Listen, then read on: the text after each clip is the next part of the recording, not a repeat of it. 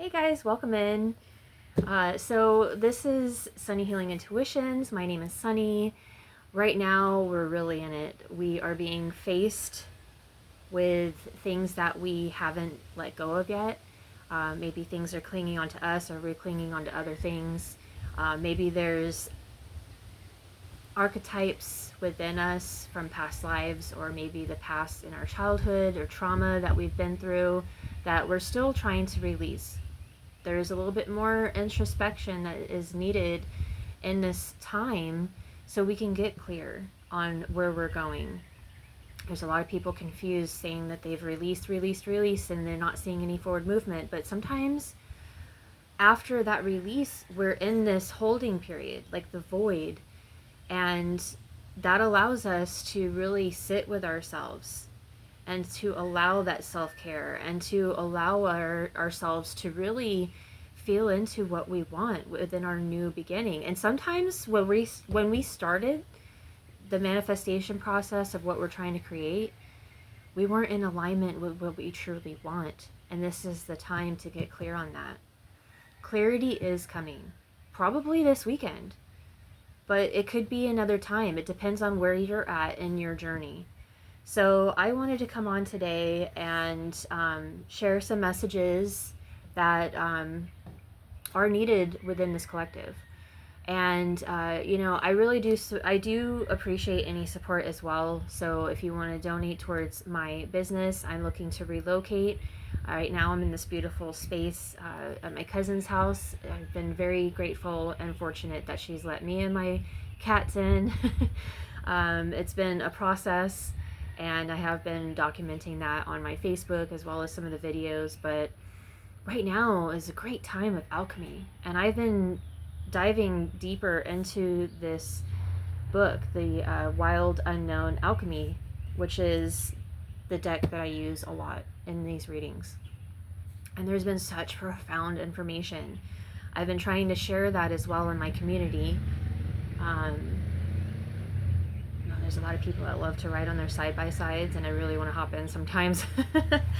But there's just so much. There's so much information available to us right now. And so we just have to really pay attention to what's coming towards us, what, crosses our vision, what crosses through our mind. And right now it's about feeling into the mind, heart, gut to get that in line with what decisions we want to make, to take time to pause and to really reflect on that decision before we make it. And sometimes we have to take a really long pause in order to do that in alignment.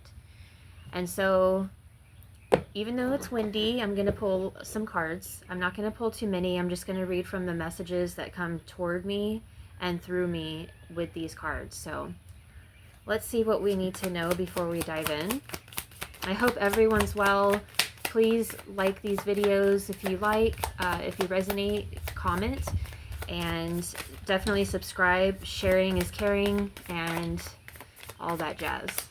I am offering personalized readings as well as Reiki sessions. There's one reading that I have started to put out there, which is a chakra reading, working with the elements, going through the chakras to figure out how we can be in alignment and work through these energy centers to be in alignment. So, okay. We have the Emperor and the Eight of Cups. And this is about confidence, bravery, strength, moving forward in a way that you're in alignment, trusting that you already have a strong foundation, and that what you're moving towards is going to help you to expand, to bring in your abundance. And as you move towards this light, you are seeing and recognizing your true self. You're remembering your true authenticity, and you're able to carry that with confidence. And you're a leader. You're a leader in your own life. Maybe you're meant to be a leader to help others. But wherever this resonates, you are that leader. So it's time to tap into this. This is really significant because, and I just saw 444 on the clock that talks about your foundation. So, with this Judgment card in the back of the deck, this is about awakening and seeing your true authenticity. expressing that. And as you do that, you move forward. And right now, today, Pallas Athena is in Aries, and then we've got this deep emotional water energy with transformation. I'm really feeling, I know it's not Pluto's energy in this card, but I really do feel that here. So we're creating this change by moving forward, walking away from things that are no longer in alignment with where we want to be, who we want to be. And this is really significant. I love this message. So let's see what else wants to come through. I do feel like there's like a coming back to purity. This is talking about going forth with curiosity, childlike wonder. And curiosity is the main ingredient of being an alchemist. Creating change, 555 on the clock. Creating change in the most aligned way. Sometimes we think that we've done all the work, but really there is a little bit more to do, and that's okay. Just be curious, be playful, have fun with it. This is your life. This isn't supposed to be so serious. Things happen and challenges come up, and it's meant for our highest good. It helps us to see what we need to change to be in alignment. They're just adjustments. It's not something that you have to be, all up in your head about. Get into your heart, get into your gut, get in that alignment, connect those energy centers. And I can help with that as well. So I love that when I talked about curiosity, this card came up. Stranger, curiosity. So I really do feel like this is the stranger within. The stranger within. Even saying that is I just love that, because I feel like I've been moving out of this place of like feeling like a stranger in my own life. And I've done so much work, but when I got here to this place, it was like I didn't know who I was anymore, or what I wanted to do, where I wanted to go. And I thought I had it all figured out. And now I'm just open. I'm just being curious and playful while going in and searching for jobs and putting out content to help others. Because as an alchemist, we are of service to others and to the world. And that doesn't mean that we go and do things and help people and fix them and all that stuff. This is just being here to share our experiences, our love, our growth, our healing. And as 808 is about to come on the clock right now, this is 8 of Cups, and then this reduces to an 8. I have no idea why I'm shaky, so. But we do have this surrender card coming up. And it's like, dance with the flow of life. Learn how to get in that dance with life. What can you, look at little things in your life that come up and go, how can I do that differently? How can I show up in the world, or for myself, or for my family in the best way possible? How can I embrace each day with curiosity and playfulness? How can I get out of this serious energy and have fun? Because when we have fun and, we're playing around with different things as we're figuring out who we are and remembering who we are on a soul level, things really just start to balance out. And then you're in the flow of life. You're allowing things to happen rather than forcing and pushing and wishing and being dissatisfied with life, because that's really what it is. And I've learned so much from this book alone. And so I've been sharing that knowledge. And, rising above the fray, eyes of the eagle. I've been seeing eagles around here as well as crows.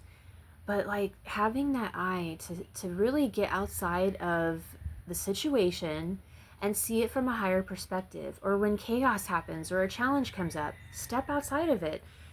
Get curious and playful and look at what you can do in order to see why it's happening, It's happening for you, not to you. And then figure it out from there. Preparations come to fruition, netcaster. You're catching on to things as you're allowing the dance and the flow of life. You're really able to capture the things in life that create happiness, create joy and playfulness, and now you're in balance and harmony of the flow within yourself. I love this. This is so beautiful. There's so much coming through, but it's just like this Eight of Wands. There's so much coming through, and I love that the Seven of Wands is beneath it.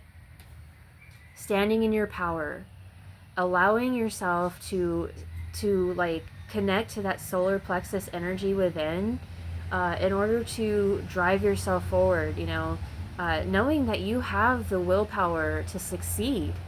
And as you get into this alignment, no matter who is casting these wands towards you, you're still balanced, you're still steady in this foundation that you're building, and it's pushing you, it's propelling you forward towards things that you want. Your abundance, another 8. We got 888 showing up. This is a lot of energy around balance, flow, and abundance. It's there. I mean, we have 48 and 18 here. There's so much abundance out there for you. You just have to get in alignment with what you truly want. 1, 1, 2, 3 on the clock. So let's go ahead and close this out really quick. I love this. Mortification, the death of ego. Getting out of your head. Not worrying about what your ego wants, because that hasn't always served you, right? The completion of a cycle is coming through in my head. And then we have iron. This came up for me a couple of days ago. So I'm going to go ahead and read this for you. In the back we have ash. That's all about like rising from the ashes, coming to a place where you're in alignment and you are bigger and better than ever. Okay, iron. We have magnetism, reliability, and Mars. Iron is a reliable metal that can withstand great pressure. Over the centuries, we have come to utilize this metal extensively, mixing it with carbon to create the steel bridges, highways, and infrastructures that span across the globe. In alchemy, iron is associated with the planet Mars and shares its qualities of being strong, assertive, and potentially warlike. When the iron card appears, there is a call to rely only on the reliable. What truly supports you? What have you already built? Iron dwells at the center of earth, so when all else feels lost, go inward. I love this. There is a deep magnet there that pulls you toward what is steady and true. For the moment, put your words and weapons down and let yourself be held by the structure that is already in place. See, knowing that you are where you are and it just is. It's not for any reason. It's there so you can be in the void, to really like let the death of the ego happen. It's like the green lion eating the sun. It's the death of the ego. And we got 333. This is about expansion after the I feel like there is an expansion and a contraction, and an expansion and contraction. And it's like, so we don't get overloaded and burnt out and our nervous system doesn't overload, right? And I love it. It says iron is in our bloodstream, and it's true. Maybe reading about the warrior Ogun, known as the god of iron in African mythology, would be helpful.